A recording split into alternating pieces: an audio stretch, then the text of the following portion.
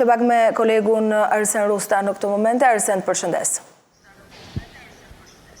Përshëndetje Aida, një panoramë dhe një rezume të CV-së së tij, duke nisur nga oficeri policisë gjyqësore në Tepelene deri tek drejtuesi prokurisë krimet të rënda e po ashtu me një karrierë prej 16 vjeçare si drejtuesi hetimi gjyqësor, zoti Adnan Xholi, një nga 4 kandidatët për kreun e SPAK, ka bërë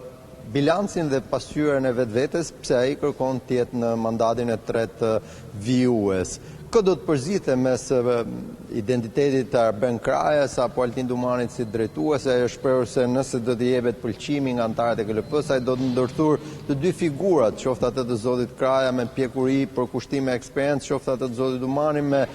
përkushtim luftarak dhe një prokuror që nuk bën asnjë hapas, qoftë para presioneve të krimit apo kujdo personi me interes. Një pyetje ishte mjaft e rëndësishme nga anëtarja e KLP, zonja Arta Mandro, e cila pyeti nëse unë sot do t'ju jap votën për qenë drejtues dhe nesër do të vi në zyrën tuaj për një hall personale apo për një çështje personale, cili do të jetë qëndrimi juaj ndaj meja, jo përgjigjse përpara ligjit do të jeni e barabartë si çdo qytetar tjetër dhe më e shumta se sa një kafe në zyrat e prokurisë posaçme, nuk mund t'i ofroj asgjë tjetër dhe do të ndiqen penalisht nëse jeni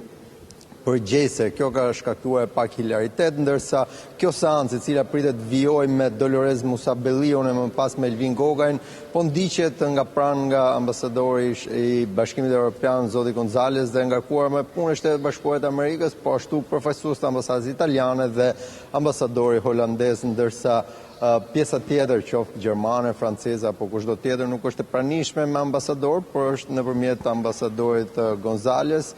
Zoti Xholi ka kërkuar në fakt votën anëtarëve të KLP-s për herë të dytë, ai ka garuar dhe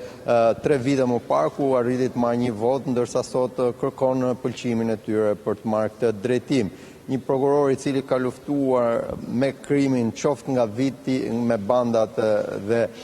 kriminalet e vitit 97 deri tek hetimi më i fundit që ishte një ditë më parë për grupin Raja apo për grupin e narkotrafikëve nga Fushkruja, Nikli me operime edhe në Europë, por jo vetëm, edhe me vlera të mëdha monetare. Është pyetur në mënyrë drejt për drejt vetëm pak çaste përpara se ne të futeshim në transmetim edhe për presionet nga krimi organizuar. Kujtojmë këtu se zoti Xholi vijon të jetë në mbrojtjen e forcave speciale prej më shumë se sa thuajse 5 vitesh tashmë, ndërsa prej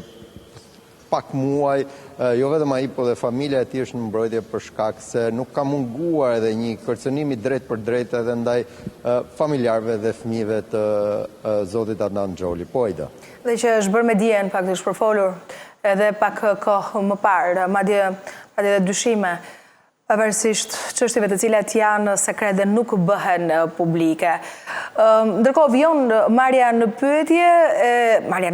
përballja pranë me ata që kanë dorë fatin e kreut të ri të SPAK-ut gjatë ditës së sotme, KLP-s, por do doja të dija nga ana procedurale dhe nga eksperiencat e mëparshme si veprohet pasi përfundojnë të 4 kandidatët